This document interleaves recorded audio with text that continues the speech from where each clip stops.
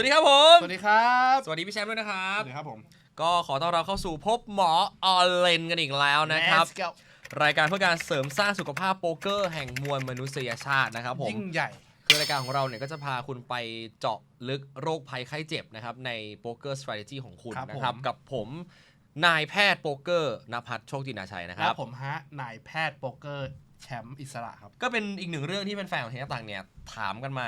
มากที่สุดครับเรื่องอะไรครับเรื่องพื้นฐานสุดๆของโป๊กเกอร์เลยครับก็คือเรื่องของการเล่น pre-flop ครับกับ betting imbalance การรักษาการ open raise 3 bet แล้วก็ 4 bet อย่างมือโปรสุดยอดเลยนะฮะหมายความว่าอะไรหมายความว่าทุกวันนี้เนี่ยคนเนี่ยโดยทั่วไปมือใหม่3 bet น้อยเกิน4 bet น้อยเกินมือใหม่ก็มักจะเล่นแบบแพสซีฟเกินชอบคอไปหรือว่าลิมชอบลิมก็คือการที่ว่าเราแค่คอปลายไปเฉยๆคอปลายไม่ได้ทำการเกเพิ่มใช่เช่นใบ500,000แล้วก็พันแล้วกันอยากเห็นฟลอปพวกนี้เนี่ยเขามีชื่อเรียกอยู่นะพี่ยังไงคือการเล่นไพ่แบบสล็อตแมชชีนอันนี้ก็หมายความว่าคนที่เล่นโป๊กเกอร์แบบสล็อตแมชชีนเนี่ยคือเพื่อคอเข้าไปอยากจะไปดูฟลอปแบบถูกๆเพื่อที่จะแบบติดอะไรสักอย่างที่มันแบบบางทีก็วีคบางทีก็สตรองแล้วก็เล่นจากตรงนั้นมันเรียกว่าการเล่นแบบวัดดวงไม่มีแบบแผนนั่นเองนะฮะซึ่งเราจะรักษาอาการตรงนี้เพราะว่า pre-flop เนี่ยถือว่าเป็น fundamental ที่สำคัญที่สุดของการเล่นโป๊กเกอร์เลยนะฮะเดี๋ยววันนี้มาพูดถึง pre-flop ก่อนแล้วกันพี่แชมป์ครับแน่นอนว่าเรามีทางเลือกเป็นเกมที่ประชาธิปไตยสุดๆในเกมเนี้ยอันดับแรกคุณมีทางเลือกหนึ่งก็คือคุณยอมหมอบได้เลยไม่เล่นหมอบได้เลยไม่เสียเงินถ้าคุณไม่ใช่บิ๊กบายสมาบายนะถ้าฉันไม่ตั้งแบบมันไม่ใช่แบบมันขัดกับเจตนารมณ์ของฉันสามารถที่จะไม่ทำได้นะฮะสองคือการทางเลือกที่เรานายแพทย์โป๊กเกอร์ทั้งสองคนเนี่ยคิดว่าค่อนข้างแย่คือการ call แค่ลิมเข้าไปหรือว่าลิมเข้าไปอันนึงที่เราเรียกกันประจำเป็นแมสก็คือลิมฮะ LIMP limp นะฮะถามว่าลิมเนี่ยไม่ดียังไงหนึ่งเลยคือเราไม่มีโอกาสชนะแห่งนั้นเลยนะฮะ0นะเพราะว่าลิมเข้าไปปุ๊บอ้าว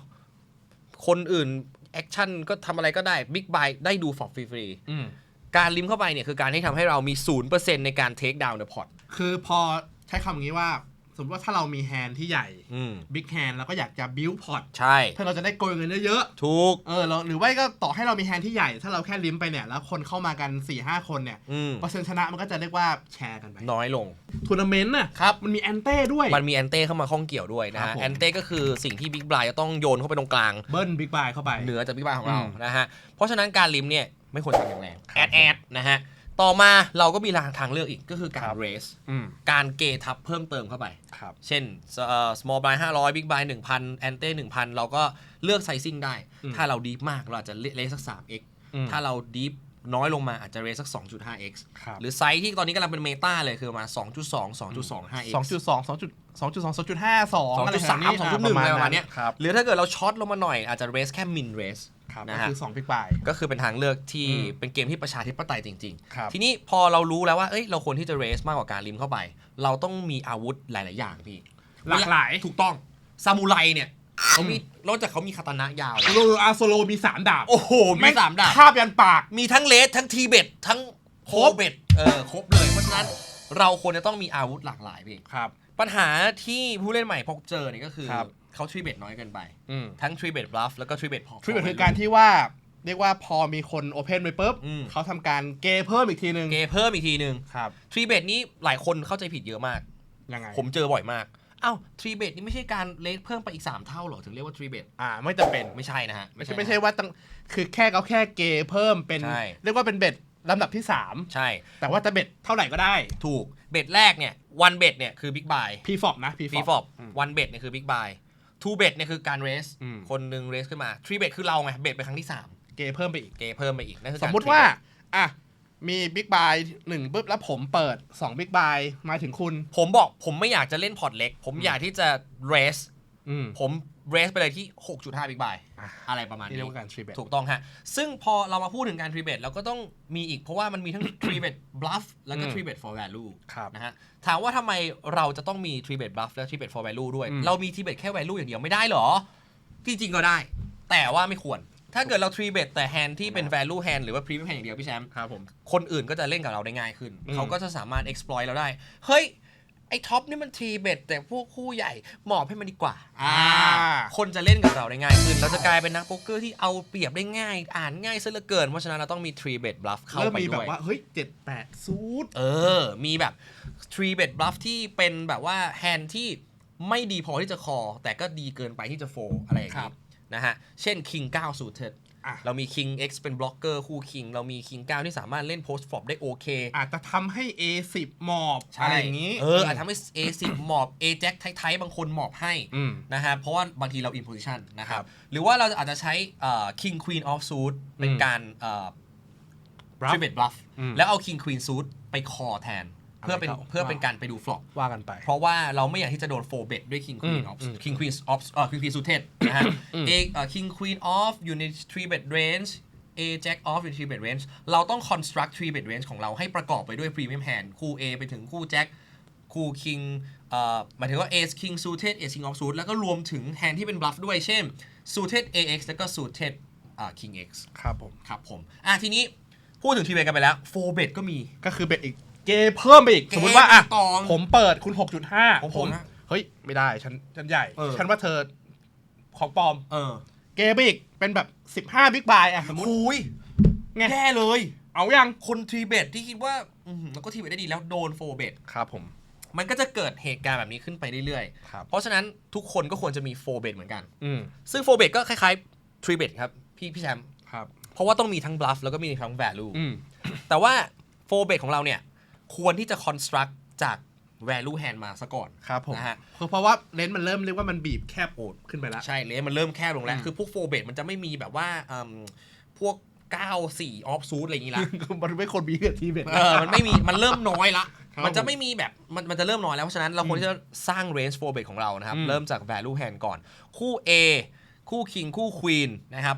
ตอนนี้คู่ Jack อาจจะไม่ค่อยมี4 bet ละแล้วแต่ stack นะครับอาจจะน้อยลง Ace King suited Ace Queen off suit อาจจะมี4 bet บ้างแต่จะน้อยลงกว่า3 bet แล้วแต่ stack ก็จะตำแหน่งใช่ฮะแล้วพอเข้าสู่ช่วง4 bet เนี่ยพวก King X off suit เนี่ยจะไม่ค่อยมีละพวก King X suited ก็จะไม่ค่อยมีละเราจะใช้ AX suited ในการ4 bet แทนเป็น bluff นะฮะเพราะว่าถามว่า A4 A5 ที่เขาแบบเฮ้ยชอบจะ4 bet จะ3 bet กันเนี่ยมันดียังไงมันดีตรงที่ว่ามันสามารถทำ straight ได้ครับแล้วมันก็อาจจะทำให้ A Queen off เขาหมอบถูกต้องทำให้ A ที่ดีกว่าหมอบไปแล้วก็เรายังมี playability post flop สมมุติโดนคอ4 bet มาเขาพอด้วยคู่ Queen คู่ Jack มาเรายังมี out A ใช่แล้วก็เรายังมี board coverage ที่ต่อให้สมมุติบอร์ดมันเป็น low หรือว่าบอร์ดมันเป็น AXX เราก็ยังสามารถเล่นต่อได้บอร์ดมี flush draw เราสามารถเล่นต่อได้แล้วก็ถ้าเกิดโดน5 bet jam ไม่เป็นไรเพราะว่าเราหมอบได้ง่ายเราก็ easy เราทำเพื่อ bluff อยู่แล้วเราไม่ได้เสียดายไพ่นี้ใช่อย่าไปติดกับดักที่แบบว่าโห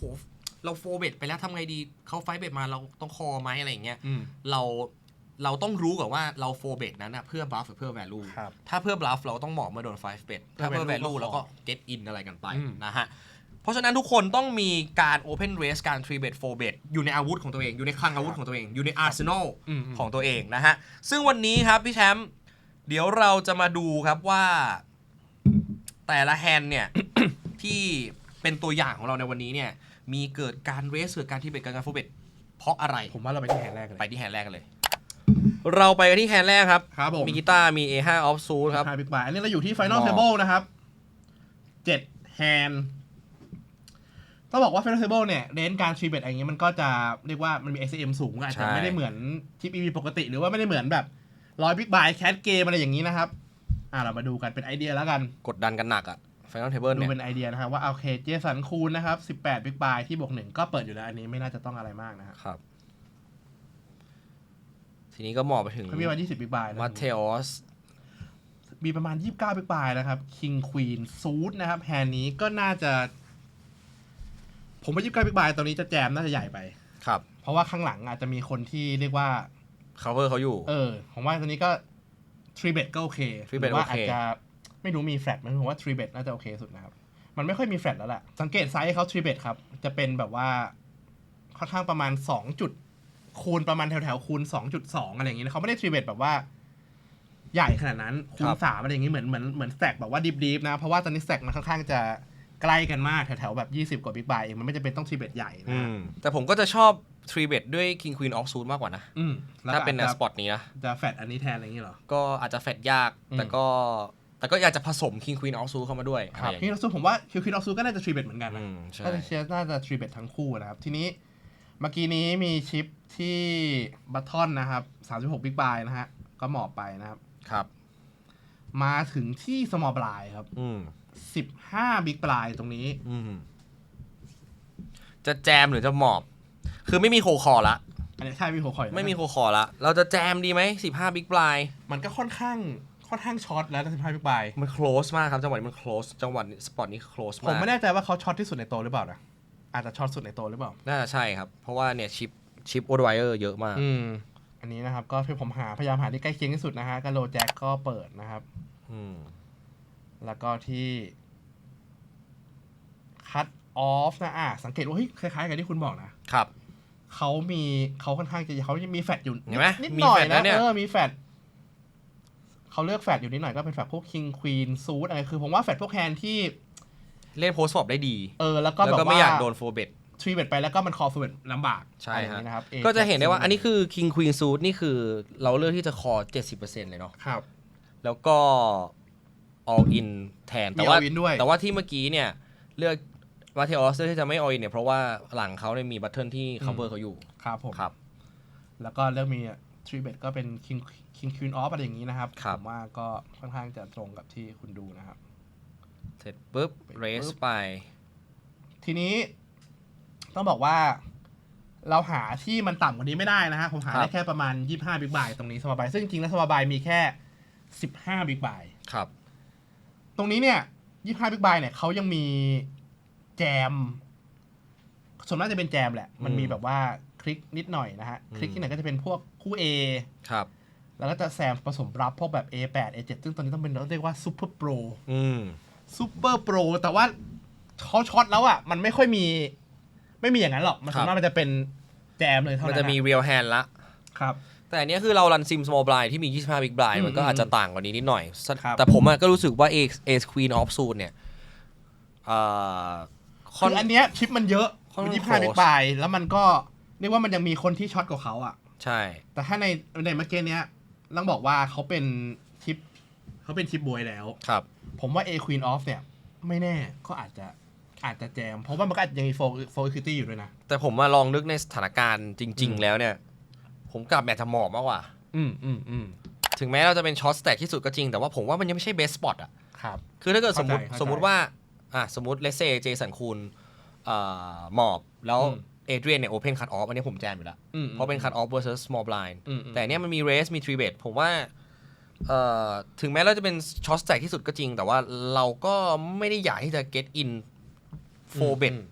ด้วย A Queen off มากกว่านั้นอะไรอย่างเงี้ยแต่ผมเข้าใจเจฟฟี่ในสถานการณ์นี้นะเพราะว่าอย่างที่พี่แชมป์บอกว่าเขาเป็นโปรทั้งคู่คือเจสันคูลเนี่ยยังมี race 4 อยู่แน่นอนแหละส่วนมาเทออสเนี่ยก็มี3 bet buff เหมือนกันเพราะฉะนั้น A Queen off เนี่ยเจฟฟี่ก็คิดว่าเฮ้ยมันดีพอที่จะ get in แล้วมี dead money ตรงกลาง 970,000 อ่ะเพราะตรงเนี้ย970,000 เนี่ยแต่ถามว่ามันมี full equity กับมาเทออสไหมผมว่าไม่มีนะเพราะว่ามาเทออสสุดท้ายแล้วต้องคอล้านกว่าคอล้านหนึ่งเพื่อเอา3 ล้านอ่ะคือมันไม่มีหมอบสำหรับมาเทออสอยู่แล้วแต่ทีนี้เนี่ยแฮนนี้ก็อาจจะใช่แต่เขาคิดว่าเขาเรนจ์ของเขายังนำมาเทออสอยู่เขาก็เลยเลือกจะแจมแฮนนี้แล้วยิ่งมีโฟร์ equity ด้วยนิดหน่อยแล้วก็มีเดมอนนี่ด้วยแต่ถามว่าถ้าเกิดว่าในสถานการณ์จริงสมมุติเราแจมAce Queen off suitแล้วเจสันคูลโคคออันนี้คือแท็บเดทอันนี้คือน่าจะเพราะไม่มีแฮนไหนแล้วที่เรานำถูกไหมฮะแต่ว่าสุดท้ายเจฟฟี่ก็ตัดสินใจที่จะ all in ไปครับ15 big blind แต่ไดนามิกของไททันมันคงแตกต่างกับเราอ่ะเพราะเขาคงจะดูในเกมมาแล้วใช่เพราะพวกโปรเหล่านี้มันบาลานซ์วันนี้เราเลยพูดถึงเรื่องของการ betting imbalance รักษาคนที่ไม่บาลานซ์จะเห็นได้ว่าเนี่ยพอเจสันคูลบาลานซ์มาเทออสบาลานซ์แล้วโจนาธานเจฟฟี่เนี่ยรู้ว่าทั้ง2คนนี้บาลานซ์มากยังมี3 bet buff กันอยู่ที่ผมบอกไปเราต้องมีอาวุธหลายอันทีนี้เนี่ยพอโจนาธานเจฟฟี่รู้ว่ามาเทออสมี3 bet buff เนี่ยเขาคิดว่า A Queen ของเขานำ range โดยรวมของมาเทออสอยู่เขาเลยตัดสินใจแจมไปแฮนนี้อันนี้เขาเป็น4 bet non in นะคือเหลือข้างหลังไว้100,000ก็คือเรียกว่าก็คือคอแหละก็คือเป็นท่าแบบว่าค่าแบบว่าเผื่อเหลือไว้1 แบบว่าบิ๊กบายแม่งแจมใช่ไอ้คูณแจมไอ้นี่แจมโอเคกูหมอบก็ได้อะไรอย่างเงี้ยแต่ถ้าแบบนอกจากนั้นเขาคงคอแหละใช่ฮะส่วนมาเทออสก็เนี่ยเห็นไหมฮะเขาต้องเพิ่มอีก ล้านหนึ่งเพื่อไปเอาพอร์ต3 ล้านพอร์ต2.5 ล้านครับแสดงว่าเขาต้องจ่าย1ได้ 2.5ซึ่งอันนี้เราคงจะดูในซิมไม่ได้แล้วเพราะว่ามันเป็น25บิ๊กไบค์มันเยอะกว่านั้นผมคิดว่าคิงควีนซูเนี่ยถ้าโดนโฟเบตโคโฟเบตแจมใส่มันเหมาะอยู่แล้วครับอันนี้อาจจะไม่จำเป็นต้องเปิดนะเพราะนี่มันแค่15บิ๊กไบค์นะใช่การที่เราจะต้องคอ1ได้ 2.5 แปลว่าเราต้องมี equity น้อยกว่า 30% แต่เนี่ยเรามี 30% แปลว่าเราจ่าย1ได้2ครับแปลว่าสุดท้ายมาเทลก็คิดเลขในหัวครับจริงๆเขารู้แหละว่าเขาโดนโนมิเนตถูกไหมเพราะว่าจริงๆเขาจะ 3 bet เพื่อที่จะไป get in กับคูณแต่พอเนี้ยเขาไม่ได้ get in กับคูณแล้วเขาได้ get in กับโจนาธานเจฟฟี่แทนเขารู้แล้วเขาโดนโนมิเนตแต่ว่าเขาอาจจะหวังว่าเผื่อเจฟฟี่มีคู่10คู่แจ็คได้ไหมคู่แจ็คอาจจะยังไม่แน่นะคู่แจ็คมันก็มีได้ครับแต่หมายถึงว่ามันก็มีแต่ถ้าเป็นแฮนด์ที่เป็น A King A Queen มันโดมิเนตเขาอยู่แล้วไงเนี่ยเขาคอไม่ได้ชอบนะเห็นไหมหน้าเมทิออสบอกไม่ได้ชอบนะแต่ว่า price มันได้price มัน in math มันได้เชื่อในตัวเลขมันได้นะฮะทีนี้ก็ไป all in ใส่กันก็ไป run equity กันไปเห็นได้ว่า60 70 30นี่ก็มันก็ต้องคอมันก็เยอะอยู่แต่ว่าราคามันได้ใช่สมมุติว่าเจฟฟี่มีเยอะกว่านี้สัก20 big buy อันเนี้ยต้องเหมาะใช่มี20 big buy 25 big buy King Queen ซูเทสไพ่ดีแค่ไหนก็ต้องเหมาะและนี่ปักซะเลยเป็นไงล่ะ King High ปักซะเลยตามเหรอ70-30เหรอปักแม่งเลยนะกลายมาเป็นนำ70-30แทนแล้วครับแล้วมีแบดกัตช็อตด้วยกัตช็อตที่ไม่กู๊ดนะครับกัตช็อตจะเป็นของเจฟฟี่ไปเธอเป็นหัวใจครับไม่มีใครมี flush draw เลยรีเวอร์โง่เฮงไม่ได้เลยไม่น่ารอดแล้วฮะเรียบร้อยนะฮะแต่เราก็ให้ดูเป็นไอเดียครับว่าแน่นอนครับว่าคู่9 Open อยู่แล้วครับแต่เราก็ต้องมี 3 bet ใน range ของเราด้วยก็ไป construct กันเองนะว่า 3 bet range อยากจะให้มีอะไรบ้างแล้วก็ที่สำคัญก็คือต้องมี 4 bet อยู่ใน range ของเราด้วยซึ่งโจนาธานเจฟฟี่ก็เลือกที่จะ get in good นะเนี่ยA Queen เจอ King Queen นี่คือ dream spot เลยแต่ว่าสุดท้ายแล้วก็พ่ายแพ้ไปในการฟลิป74-30นะฮะทีนี้มาดูแฮนด์ต่อไปเป็นของใครเหรออาเดรียน มาเทออสครับสุดหล่อของเราฮะสุดหล่อม.4 ฮะ40 Big Buy ครับ UTG Queen Jack Suited อันนี้ก็เป็น Open อยู่แล้ว Final Table เหมือนเดิมครับ6 Handed เป็น Open อยู่แล้วฮะหมอบอันนี้น่าจะเป็นชิปลีดแล้วมั้งเนี่ยครับมีกีตาร์ถือคู่คิงมีเท่าไหร่เนี่ยมี 6.75 Big Buy ครับแจมนี้ไม่มี450เลยมั้งเนี่ยกับชิปลีดขนาดเนี้ยเขาก็ทำการทีเบ็ดนอนออลลินไปก็เหมือน virtual all in แหละ780,000นะครับเจสันคูนหมอบไป small buy ไมค์วัตสันเอาอีกแล้วแจ็คออฟเอาอีกแล้วแต่แฮนด์นี้ผมว่ามัน easy 4ครับแฮนด์นี้มันต่างกันนะฮะคิดนิดหน่อยก็หมอบไปครับเจแมทธิออสก็บอกโอเคราคามันได้อะ7 Big Buy หรอแล้วเราก็ชิปเยอะซะด้วยอะดิคิดแต่ไม่ถึงเขามีฉายานะใครมาเทออสอะใครว่าอะไรฮะอะไรวะมาทาดออะไรประมาณนี้อันนี้ก็คือจริงๆคลิปนี้เนี่ยไม่มีอะไรมากครับจะมาแสดงให้เห็นว่าบางคนเนี่ยอาจจะแบบเล่นคู่คิงแบบว่าแพสซีฟเกินไปคือบางคนเล่นคู่คิงอันเนี้ยมี7-8 บิ๊กเนี่ยคอ2 Big Buy ไปเพื่อที่หวังว่าจะมี small buy Big Buy มาด้วยบางคนไงมีเชื่อเหอะว่ามีพี่แทรปไปอีกเชื่อผมมีในแทรปใช่อยากจะได้เพิ่มจาก small buy Big Buy เผื่อว่าจะแทนที่จะดับเบิลอัพอาจจะได้เป็นทริปเปิลอัพอะไรอย่างเงี้ยซึ่งอันนี้ก็เป็นเมนไอเดียที่ค่อนข้างแบดนะมีกู๊ดแฮนด์อยู่7-8 Big Buy ก็แจมไปเถอะใช่ครับแล้วก็บางทีคือยิ่งเราไปเจอกับ4 คน4 แฮนด์เนี่ย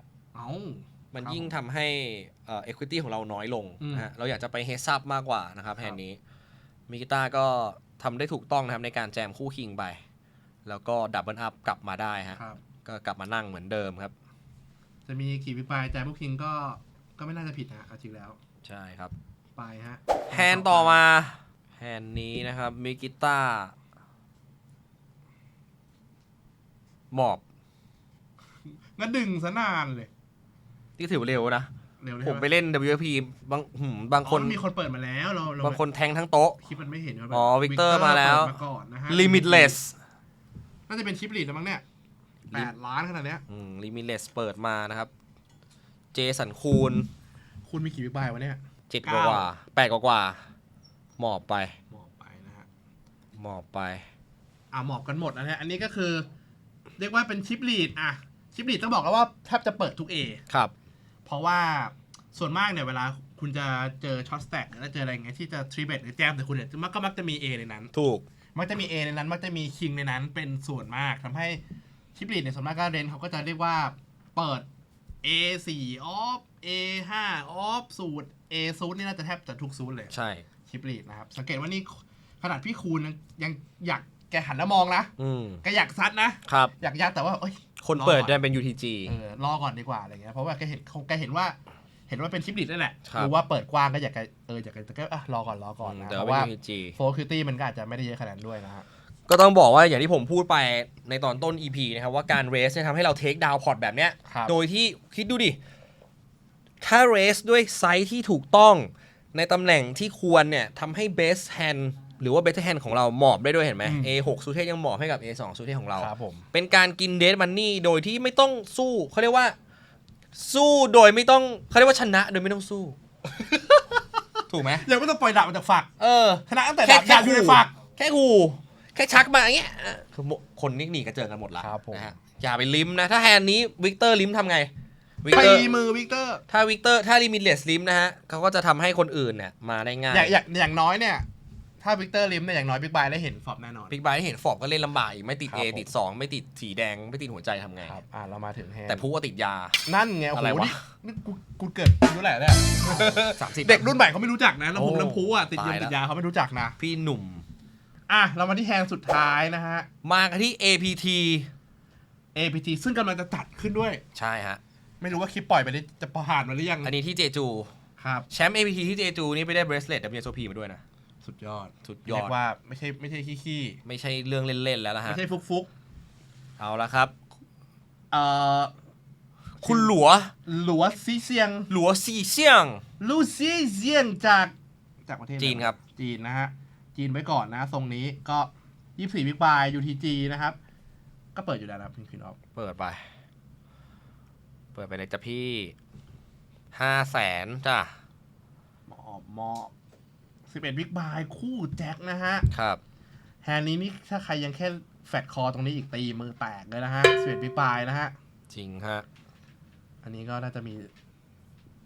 ต้องทรีเบตอยู่แล้วนะฮะ แต่ผมว่า Dynamic Final Table ก็อีกแบบหนึ่งนะ ถ้าเอาอย่างนี้ถ้าสมมุติว่าพี่มีคู่แจ็คสปอร์ตเนี่ยแต่ว่าบิ๊กไบเนี่ยเหลือข้างหลังบิ๊กไบเดียวอะแบบจ่ายนี้แล้วบิ๊กไบเหลือบิ๊กไบเดียวข้างหลัง โอ้โหผมก็ จะเหมาะปะ ผมคงดูว่าไอ้คิงควีนอฟเนี่ยมันเป็นใครแล้วมันเปิด ถ้ามันเป็นชิปลีดอะสมมตินะผมอาจจะไม่รู้อะ เป็นผมหมอบนะ ก็เป็นไปได้ก็เอาเพจัมชัวร์ ชัวร์มันคือนี่คือเพย์จัมที่คือการที่เราหมอบตรงเนี้ยครับสปอร์ตเนี้ยเนี่ย ได้เงินแน่ๆ ได้เงินนะฮะ อืม มันเป็นการหมอบที่ make money ครับ นะฮะอันนี้คือต้องบอกคุณผู้ชมเลยว่าบางทีการหมอบไม่ได้ทำให้เราแบบเฮ้ยเสียไปอย่างเดียว มันมีการหมอบที่ทำให้เรา plus EV อยู่ด้วย แต่ว่าไอ้ที่ผมยกตัวอย่างอาจจะ extreme ไปหน่อยมันอาจจะเกิดขึ้นได้ยาก แต่ คน จริ ที่ งๆ ไม่ แล้ว เหลื มั อน หนึ่ง ก็ บิ๊กไบค์อะ ไม่ยากหรอกมันก็มีให้เห็น มี แหละเอาจริงมันมีเห็นได้ง่ายๆนะครับ โอ้ตอนผมได้ APT ไทยไอ้ที่อินชอนนี่ผมโคตรเหนียวอ่ะผมเหนียวมากอ่ะผม Open 4 คู่ 7 Open 4 King Queen Off อ่ะผมเป็น Middle Stack อ่ะ เอาอย่าให้ช็อตน้ำตกไปก่อน อ่ะ เอาเพจัมนี่ก็เป็นอีกเลเวลหนึ่งของICM Final Table เดี๋ยว ครับ เราให้ไปว่ากันวันอื่นนะ อ่ะ ฮะ มาดูว่าคุณ ต่อไป ฟันเนี่ยเขาจะทำยังไงกับคู่แจ็คเปิดสักทีไพ่เดิมบอกว่าวะปึ๊บ ยังเหมือนเดิมไว้ครูแจ็คไม่หนี ยังเหมือนเดิมไปทำไงดีปึ๊บถ้าทีเบต ฟรี ฮะ เบ็ดไปก่อนนะฮะนอนอินไปนะฮะ ทีเบต1 ตั้ง2 ล้านเหลือข้างหลังไว้1 ล้าน ครับ อันแน่ เหลือ จะเอ ไว้ก่อน ตัวเองเหลือข้างหลังไว้1 ล้านนี่ก็เป็นเพลย์ที่ดี ครับ เพราะถ้าเกิดมีข้างหลังแจม สมมติว่ามีแบบแม่งอีก4คนแม่งแจมเขาก็อาจจะหมอบ หมอบอยู่แล้ว ครับ แต่ว่านี่ฮะ คุณเฉินครับ อาเฉิน เชิญเฟง อาเฉินที่ small blind มี13 big blind เอคิงออฟ all in แจมครับ แล้ว big blind มี A king suit ซึ่ง cover ทุกคนทำไง โอ้โหปวดหัวว่ะปวดหัวแล้วนะตอนเนี้ย all in เหมือนกัน คิดก่อน คิดก่อนโยนทำแบงค์ ไม่รู้เลยผมปวดหัวละ ผมปวดหัวแล้วผมไม่รู้เลย คือโอเคว่าไอ้นี่เรา cover แต่ว่าก็เจ็บนะครับ ก็เจ็บนะ เจ็บนะ แต่ก็สงสัยแต่เห็นไหมครับว่าเขาไม่ได้ snap all in นะครับ เพราะว่าต่อให้เป็น A Queen ซูเทก็จริง แต่ชีวิตเนี้ยมันมีสิ่งที่เรียกว่าคู่ A คู่ King อยู่นะฮะแต่ผมว่าเขา cover เยอะอยู่นี่หว่าผมเพิ่งเห็นว่า11ล้านกับ 3.5 ไม่แต่ว่าเขาสแต็ก2เท่าของหลัวเองเขาไม่อยากที่จะ risk อันนี้เขาไปโดนหลัวอีกใช่เพราะเขาไม่รู้ว่า UTG การ Open UTG ใน Final Table ที่ strong แล้วนะฮะแล้วมี 3 bet strong ขึ้นแล้วมี 4 bet sharp strong ขึ้นไปอีกเผลอๆเซอร์เก้คิมคนนี้อาจจะหมอบนะผมว่าเซอร์เก้คิมนะแฮนนี้เซอร์เก้คิมก็เรียกว่าอะไรอ่ะเรียกว่าถ้าจะโดนก็ถ้าเต็มที่ก็โดนคู่ควีนฟลิปมันก็ไม่ได้นำอ่ะใช่ไม่รู้ว่าเฉินเฟงจะมี A Queen ไหมไม่มีก็ผมว่าก็หมอบได้เนี่ยเขาก็กุมหัวแล้วทำไงดีวะเครียดไพ่แล้วมันก็ดีซะด้วยตึงต้องหมอบ A King เฮ้ยจะหมอบว่ะเขาหมอบไปนะฮะโอ้โหหมอบไปฮะคุณหลวงก็หมอบอยู่แล้วนะ King Queen of แล้วคุณนั่นก็หมอบไม่ได้อยู่แล้วนะฮะ3บิ๊กบายนะฮะคอเถอะพ่อคุณมาขนาดนี้แล้วคอไม่รู้รออะไรครับวันนี้คือถ้ามันมีคนคอเขาอาจจะมีอยากจะหมอบเลยแต่ถ้ามันมีแค่2คนก็ต้องคอนะยังไม่คออีกเหรอเนี่ยไปอย่าไปรอดิพี่เหลือ3 บิ๊กบายไปฟลิปกับ A King อันนี้ก็เป็นตัวอย่างที่ดีว่าโอเคนี่เป็น Final Table อาจจะดูแบบว่า Extreme นิดนึงอันนี้แต่ว่าหมายถึงว่าผมว่าเราเห็นหลายครั้งไม่ว่าจะเป็นในเปรียบเทียบกับใน Cash Game เหมือนในทัวร์นาเมนต์ที่มันดีกว่านี้ที่เห็นคนชอบโคคอ A King โคคอ A King Off คุณคิดภาพถ้าเกิดว่าสมมติว่าคุณเชนเฟงเนี่ยแค่โคคอ A King Off แล้วก็เจอ A King Suit แจมใส่ทำไงเขาก็ต้องอาจจะต้องหมอบ A King Off ตรงนี้ก็ได้นะฉะนั้นที่เขาพูดไปก่อนเขาสามารถทำให้แฮนด์ที่แบบชูน่ารักก็ได้น่ารักสุดๆกูพูดอะไรลืมเลยแม่งได้เจอเมื่อกี้ดีลเลอร์น่ารักลืมเลยพูดถึงอะไรแล้ววะถ้าเกิดว่าคุณเฉินเนี่ยเขาไปโคคอ A King Off ซึ่งหลายๆคนเล่นสปอร์ตนี้ผิดพลาดคือจังหวะนี้มันไม่ควรมีโคคอแล้วมันควรจะall in or four เราพูดถึงมือใหม่นะพูดถึงมือใหม่แต่ชอบแบบไม่กล้าที่จะแบบโฟเบต A King Off อะไรอย่างนี้ใช่เรายกตัวอย่างแค่นี้ขึ้นมาให้ดูว่าเราควรที่จะมีโฟเบตโดยอย่าไปกลัวนอกจาก 4 bet value แล้วต้องมี 4 bet bluff ด้วยนะฮะซึ่งอันนี้เป็นตัวอย่างที่ดีเลยเพราะว่าเห็นไหมครับว่าการ 4 bet A King off suit เนี่ยทำให้ A King suit ซึ่งมี equity มากกว่าเรานิดนึงก็คิดว่าแฮนด์ที่แฮนด์เหมือนกันก็ได้เกือบจะเหมือนกันหมอบไปได้ทำให้เซมแฮนด์หมอบนะครับแล้วก็มาดูผลลัพธ์ไปประมาณนั้นไปฟลิปกับผู้แจ็คแต่ว่าเอาหายไปเยอะนะA ก็หาย King ก็หายคุณรั่ว LUTG ก็มี King อีกตัวหนึ่งดูดิเอาเหลือเพียงแค่3เอาเท่านั้นเองนะครับเหลือแค่ A 3 King 3อ๋อแค่ A King เองนี่ว่า A 2เองครับ A 2ตัว King ตัวเดียวเพราะว่า King Queen of อยู่ที่คุณรั่วนี่ก็เราก็ลุ้นไปเล่นๆนะฮะไม่ได้พอยต์สำคัญนะฮะริเวอร์ปุ้งนี่นะฮะที่1ในใจก็ยังเป็นชูคู่แจ็คก็ดับเบิลอัพกันไปนะฮะงั้นเดี๋ยวเรามาดู GTO คร่าวๆไม่ได้ดูในสถานการณ์เมื่อกี้นะแค่ดูเขาอยากจะรู้ว่าเฮ้ยสมมติถ้าคุณมีสักแบบ40 Big Buy มีแบบ Monster Hand ชนกันเนี่ยมันจะต้องแบบ T-bet 4bet อะไรกันบ้างอะไรอย่างเงี้ยผมลองยกตัวอย่างแบบแรนดอมไปเลยแล้วกันสมมติว่าเอาเราเท่าไหร่ดี UTG แล้วกันนะ UTG เปิดไปเลยไหม UTG เปิดเลยครับ King Queen Off เปิดสมมติว่า King Queen Off เปิดสมมติว่าเป็นตำแหน่ง Hijack King Queen Off มีคู่แจ็คอันนี้ไม่มีแฟลตอีกถ้าเป็นก็คือมีแฟลตเพราะว่าอันนี้มันเป็น40 Big Buy มันก็สามารถยังมีแฟลตได้อยู่นะฮะแต่ส่วนมากแล้วผมว่าก็คือเรสแหละหาได้น้อยที่จะมีคนแฟลตเอาจริงนะส่วนมากก็จะเรสนะฮะผมว่าแฟลตเยอะเพราะว่าคนเปิด UTG พี่มันกลัวเข้าใจส่วนมากเขาก็แฟลตคู่แจ็คเจอ UTG ทีนี้ข้างหลังคืออะไรวะข้างหลังคือ small buy กับ big buy ใช่ป่ะนี่ฮะเห็นได้ว่า small buy นี่คือแจม A King Off แจมแบบนี้นะฮะแจม A King Off 100% นะฮะไม่อยากเห็นฟลอปแล้วอยากกินเดทมันนี่พอแจมเสร็จปุ๊บ big buy ทำไงจริงๆ A King ซูนี่ต้องขอนะครับเห็นป่ะแต่คือในจุดนี้มันเป็นจุดที่เราสมมติแบบมันไม่เหมือน ICM มันไม่เหมือนเมื่อกี้แล้วมันก็ไม่มี ICM ก็สแต็กมันก็ไม่เหมือนกันนะฮะอันนี้มันแบบว่า40 Big Buy คุณหายไปเลยมันไม่เหมือนกันนะครับผมว่ามันก็อาจจะเทียบกันไม่ได้แค่ยกตัวอย่างให้ดูแล้วกันว่าเฮ้ยเขาก็ยังแบบไม่มีใครมา มาโคคอตรงนี้นะอะไรเงี้ยเขาก็ยังมีการแบบว่าเอ้ยต้องแจมในeffective แค่40 บิ๊กไบต์นะไม่ใช่100 บิ๊กไบต์หรืออะไรอย่างเงี้ยนะอันนี้ผมว่าเป็นตัวอย่างที่ดีกับตอนที่เราพูดว่า range ของ 3 bet 4 bet มันจะค่อนข้างแคบลงเรื่อยๆนะฮะเห็นได้ว่า UTG race เนี่ยเลนนี่ก็แคบนะถือว่าแคบแล้วเพราะว่าเปิดจาก UTG นะฮะ hijack race นี่ hijack นี่ปุ๊บ hijack race ก็แคบลงมาอีกครับเพราะ race แค่แก๊งสีแดงนี้ใช่ไหมฮะแล้วคอด้วยแก๊งสีเขียวเสร็จปุ๊บไปถึง small buy นี่เขาแจมแคบมากนะเขามีบลัฟแค่คู่6บางครั้งแล้วก็ A5 suited ที่เหลือเนี่ยก็จริงๆผมว่าคู่6นี่ตัดออกไปเลยก็ได้ฮะก็เนี่ยก็ประมาณเนี้ยแถวๆเนี้ยที่มันค่อนข้างจะเป็นอันนี้ถ้าจะเป็นเดียวแฮนด์หมดเลยนะจริงแล้วมีแค่ A5 ซูแหละที่ดูจะเป็นแบบบลัฟหลุดออกมาสุดๆนะฮะครับส่วน Big Blind นี่ก็คือจะคอ4 bet เพียงแค่ real hand เท่านั้นควีนคิงแต่สมมติถ้าคุณคิดว่าsmall buy เขาไม่ทำอย่างนี้กับ A queen ไม่ทำอย่างนี้กับแบบว่า A queen A5 อะไรเงี้ยผมว่าโหอาจจะยังเหมาะได้มากกว่านี้อีกนะถ้าเขาไม่มี A queen A5 มันแทบจะเป็นแบบโคตรเรียวแฮนด์แล้วอ่ะ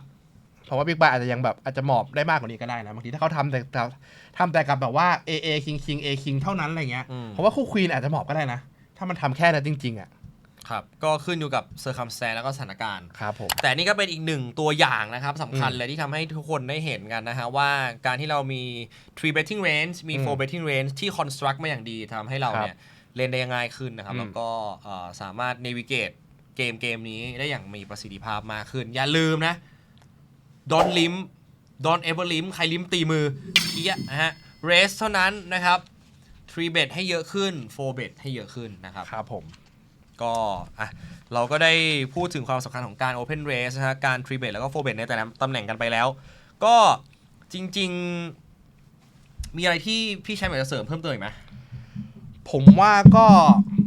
อย่างที่บอกฮะถ้าเล่นทัวร์เนี่ยมันมีทั้งอย่างที่บอกเมื่อกี้มีทั้งแบบว่าช่วงเริ่มทัวร์ช่วงใกล้ In the Money ช่วง Final Table ครับ Tip Stack ใคร Cover ใครซึ่งแต่ละอันเนี่ยเรนจ์มันไม่เหมือนกันเลยครับมันแบบเปลี่ยนกันฉะนั้นมันจะมีความยากกว่าฉะนั้นก็ผมว่าก็จะนำให้ต้องศึกษาให้ดีในแต่ละเรนจ์มันไม่ใช่ว่าจะต้องแบบว่าทุกครั้งต้องไปโฟร์เบทA King แจมทุกครั้งมันก็ไม่ใช่อย่างเงี้ยครับอย่างที่บอกสถานการณ์ที่ท็อปแท็บเคยบอกว่าเฮ้ยถ้ามีคนเหลือ1 Big Buy อ่ะเราอาจจะหมอบคู่แจ็คก็ได้อย่างเงี้ยมันไม่ใช่ว่ามันไม่พอสแต็กมันไม่เท่ากันแล้วก็ ICM มันไม่เหมือนกันเนี่ยมันไม่มีความตายตัวเลยมันยกตัวอย่างได้ค่อนข้างยากมากๆในสปอร์ตนั้นๆนะครับก็มีแฮนด์ที่มีคนเรสมีคนแจมผมบอกคู่10 Big Buy เองคิดในใจอยู่ว่าหมอบดีปะวะแต่ถ้าคอนี่ทิปเปิลอัพเลยนะ all in ผมแบบหมอบคู่10ไปนะฮะก็เสริมเรื่องของไซซิ่งก็แล้วกันเพราะว่าผมไปศึกษาเมื่อวานพอดีว่ายังไงทีมงานเนี่ยเขาเห็นว่ามีเอพิโซดที่เกี่ยวกับการ4 bet อะไรอย่างเงี้ยนะครับผมก็เลยศึกษาเรื่องของไซซิ่งมาประมาณนึงคือเรื่องของ3 bet sizing เนี่ยก็คืออย่างที่พี่แชมป์บอกไปประมาณ3x 3x จาก original racer ใช่ไหมครับทีนี้การที่เรา4 bet เนี่ยเราจะ4 bet เล็กลงมากว่านั้นอีกโดยเฉพาะถ้าเกิดว่าเรา in position เนี่ยเราคือผมไปศึกษา Nick Petangelo มา Nicky P ของ Upswing Poker เขาบอกว่า sizing ของการ4 bet in position เนี่ยอยู่เพียงแค่ 2.2 ถึง 2.5x เท่านั้นอันนี้น่าจะเป็น effectiveเท่าไหร่ครับ100ป่ะ effective 50ครับ50 Big Buy 50 Big Buy 100 Big Buy ก็ประมาณ50 ถึง 100ครับประมาณนี้หรือต่อให้น้อยกว่านั้นก็ใช้ไซส์นี้ได้แล้วถ้าเกิดว่าเรา out of position ล่ะเราจะ 3 bet ใหญ่ขึ้นมาหน่อยเพราะว่าเราอยากจะให้ pot odds เขาแย่ลงนะครับก็คือใช้ sizing ประมาณ 2.6 ถึง 2.8x คือเกือบ3อะไรประมาณนี้ทำให้เวลาให้เรา 4 bet out of position เนี่ยเขา pot odds แย่ลงเขาจะต้อง continue 3 bet range ด้วย hand ที่แย่กว่าเราอยู่ด้วยประมาณนึงแต่อันนี้มันคือเป็น50 ถึง 100 Big Buy นะถ้าเกิดว่ามันช็อตกว่านั้นเนี่ยแล้วอาจจะเลือกไซส์ทีเบตทุกอย่างที่มันปรับเล็กลงมากว่านั้นได้เพราะว่ามันแทบจะคอมมิตทั้งสแต็กอยู่แล้วใช่นิกกี้พีนะฮะนิกแพนเจโร่บอกว่าถ้าต่ำกว่า50 Big Buy เนี่ยคุณควรที่จะ4 bet non all in with a king suited ทุกๆครั้งแต่กลับกันเราจะ4 bet all in a king off suit แล้วก็นิกกี้พีบอกว่าถ้าเกิดว่าจะ4 bet ต่ำกว่า30 บิ๊กก็คือแจมเถอะ2-6 แล้วมีประมาณ30ก็ออยเลยหรือว่า 2.2 7ออยเลยอะไรประมาณนี้แต่สมมติว่าผมเสริมให้สมมติว่าถ้าเหลือสักแบบต่ำกว่า50สมมติเอาสัก40 Big Buy แล้วกันแล้วก็มีคนเปิดมีคน3 bet แล้วก็จะ4 bet ใช่ไหมผมว่าถ้าเกิดว่าคุณคิดว่าคุณ4 bet นอนเอาอินแล้วคนเนี้ยมันขี้คออ่ะ มันคอลเยอะอะบางทีผมว่าบางทีจะเอคิงอะไรก็อาจจะแจมไปเลยอาจจะเล่นง่ายกว่าเพราะว่าโฟร์เวทไปแล้วถ้าเขาคอเยอะบางทีเราเล่นเอาเปอเรชั่นอะไรเงี้ยมาเล่นเอคิงมันไม่ติดบางทีเราอาจจะเล่นโพสฟอบเล่นลำบากอาจจะยากบางทีแล้วก็อาจจะดูที่คนด้วยถ้ารู้ว่าเขาแบบเฮ้ยขี้คอโฟร์เวทกว้างไงบางทีอาจจะแบบโอเคโฟร์เวทกับแฮนด์ที่แบบเป็นแบบคู่ควีนคู่คิงคู่เอที่มันเล่นง่ายกว่านั้นไหมเอคิงอาจจะเลือกที่จะแบบพุทแจมไปเลยเอาเดนมันนี่ตรงกลางก็โอเคถูกต้องนะฮะลองไปหาเรนดูกันได้แล้วก็อย่าลืมว่าแต่ละสเตจมันก็ไม่เหมือนกันต้องไปปรับเปลี่ยนตามคู่เล่นด้วยแล้วก็ตามเซตนั้นของทัวร์นาเมนต์นะฮะผมว่าเราน่าจะมาทำเรื่องสเตจต่างๆของทัวร์นาเมนต์กันไหมคราวหน้าแล้วแต่ทีมงานเลยนะฮะอ่ะวันนี้ก็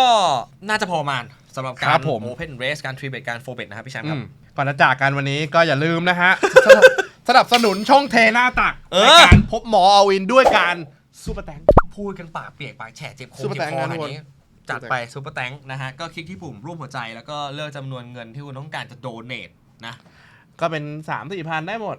800,000อะไรเงี้ยโหคนดูช่องเรารวย800,000ต้องมาถึงเราบ้างแหละว่าถ้า800,000นะฮะก็ก่อนจากกันไปเนี่ยอย่าลืมแล้วคอมเมนต์กันเข้ามาได้นะครับมีแฮนด์ไหนที่คุณสงสัยอาจจะเป็นสปอตที่คุณคิดว่ามันยากสปอตที่คุณคิดว่าอยากรู้จังเลยว่าในจีโฮจะบอกว่ายังไงแล้วว่าถ้าเกิดเป็นเรา2คนจะทำยังไง